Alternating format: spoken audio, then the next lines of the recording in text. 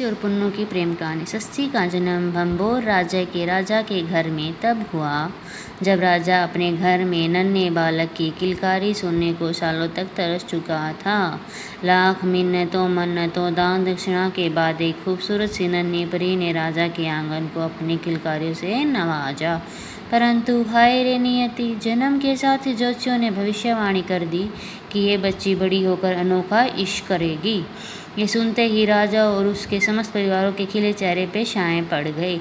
अभी तो अपनी चांद सी बेटी का जन्म भी नहीं मना पाए थे कि भविष्यवाणी ने उनका उत्साह ठंडा कर दिया। सदियों से ये विडंबना है हमारे समाज में कि हर पुरुष अपने लिए सस्सी या हीर जैसी मोहब्बत करने वाली औरत चाहता है, पर ये कोई नहीं चाहता कि कोई सस्सी या हीर जैसी बेटी उसके घर में पैदा हो, जो किसी पुन्नू या रांझे के लिए समाज के नियमों और कानूनों को टकरा जाए। उसने अपनी फूल सी बच्ची को मारने का हुक्म दे दिया, पर मंत्रियों ने मंत्रणा कर बच्ची को संदूक में डाल नदी में बहा देने का सुझाव दिया। वो भी क्या तूफानी रात थी जब राजा ने बेटी को सोने भरे संदूक में डाल उफनती नदी के भयानक लहरों के हवाले कर दिया। यह नियति नहीं तो क्या है कि वो बच्ची तूफानी नदी से भी बच निकली। एक धोबी ने डूबता उतराता संदूक देखा, उसे बाहर निकाल कर खोला। इतना सारा सोना और नन्ही सी प्यारी सी बच्ची को पाकर वो अपनी किस्मत को पर इतराया। बच्ची को चंद्रकला के समान सुंदर देखकर उसका नाम सस्सी रख दिया। साल दर साल बढ़ती सस्सी की सुंदरता के चर्चे दूर दूर तक होने लगे। धोबियों के समाज में से ही किसी ने राजा को जाकर भंबोर के राजा को बताया कि एक धोबी के घर अप्सरा सी सुंदर कन्या है जो राजा के महलों की शोभा बढ़ाने के लायक है। बस फिर क्या था देर राजा ने सस्सी के घर का विवाह न्योता भेज दिया। सस्सी का पालक पिता इसी उद्वेलन में था कि सोने भरे संदूक में मिली बच्ची न जाने किस ऊंचे खानदान से संबंधित है और वो ठहरा जात धोबी। उसे क्या हक है कि वो किसी भी राजकुमारी को अपनी कहाँ रिश्ते कर डाल दे। राजा के बुलाने पर उसने सस्सी के जन्म समय का ताबीज जो उसके गले में था राजा को दिखाकर अपनी मजबूरी बताई, और कहानी यूं बनी कि उस ताबीज को देखकर राजा की स्मृतियां जाग उठी।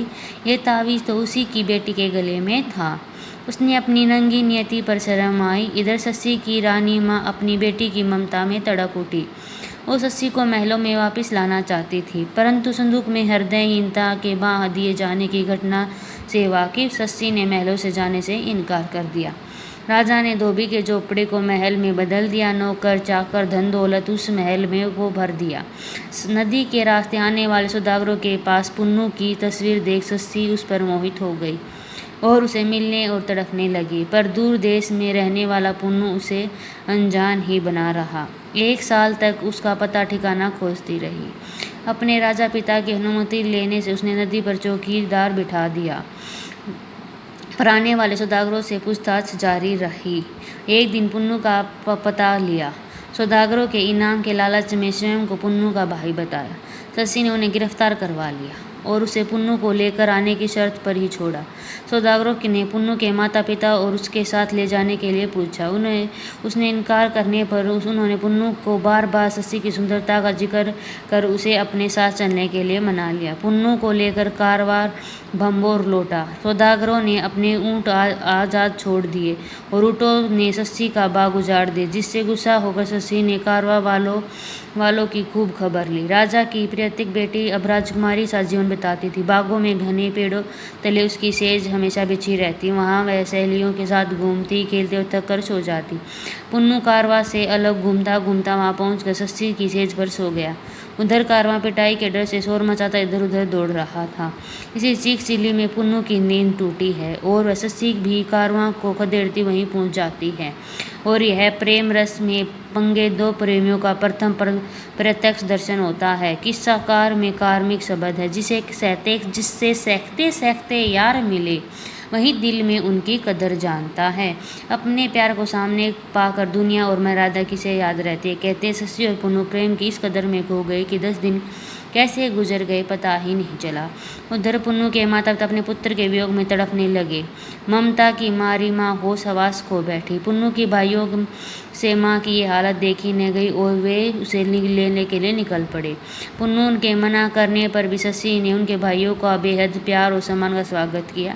मन में बदला लेने के लिए कुत्सित भावना से वशीभूत उन्होंने पुन्नू को साथ लेकर चलने के लिए कहा। उसके मना करने पर उन्होंने खूब शराब पिलाई और बेहोशी की हालत में उसे साथ ले गए। शशि पर इसी प्रतिक्रिया स्वाभाविक थी। पुन्नू के भाइयों के धोखे से आहत वह प्रेम में बिताए मीठे क्षणों को याद कर कर रोती तड़पती। पुन्नू के साथ घूमे स्थान पर जाकर उसे पुकारती, पागल सी हो गई। जिस दीवार से उसे टेक लगाई उसे चूमती, जिस दीवार पर वो खड़ा हुआ था उससे लिपटती, हर जगह उसे खोजती, अपने आप में ही न रही। शशि की माँ उसे पुन्नू के धोखेबाज होने की दलील देती। होश में आने के बाद उसे लौट आना चाहिए था, पर शशि हर दलील रद्द कर देती। माँ उसे लंबे जलते रेगिस्तान का डर दिखाती, पर शशि कहती, माए सबर इंतजार ने आशिक को, इस राह की मुसीबत न बता मुझे। माहे रेगिस्तान में वो आग कहाँ जो आग दिन रात जलाए मुझे। और शशि चल पड़ी अपने पुन्नू की तलाश में। रेगिस्तान चैन रह गया, अपनी उसकी आग शर्मसार हो गई, तपती जलती रेत हार गई। किस्साकार कहता है, आतिश का दरिया खड़ा जलाए रा ओ मोरे, बालू रेत तपे जू जैसे, भुने जो हो बठियारे। तपा तपा थल दोखज जैसा, लाखों मानुस मारे, नाजुक पैर मायूस शशि ने मेहंदी के सुआरे। और वो नाजुक सी कोमल पैरों वाली चांद सी सुंदर शशि अपने प्यार के लिए नियत ही नहीं प्रकृति भी से भी टकरा गई। नंगे पांव उस आग के दरिया में अकेली उतर गई। कुदरत आतिश का दरिया उसे चिल्लाती धूप, धक धक रेत और भयानक लू के थपेड़ों में जलता चला गया।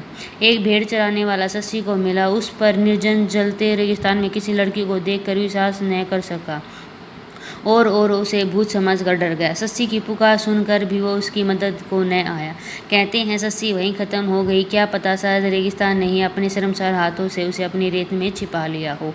कहते हैं पुन्नू होश आते अपनी शशि के लिए तड़प उठा और वो भी रेगिस्तान पार करता उसी स्थान पर पहुंचा जहाँ आग का दरिया को निगल गया था।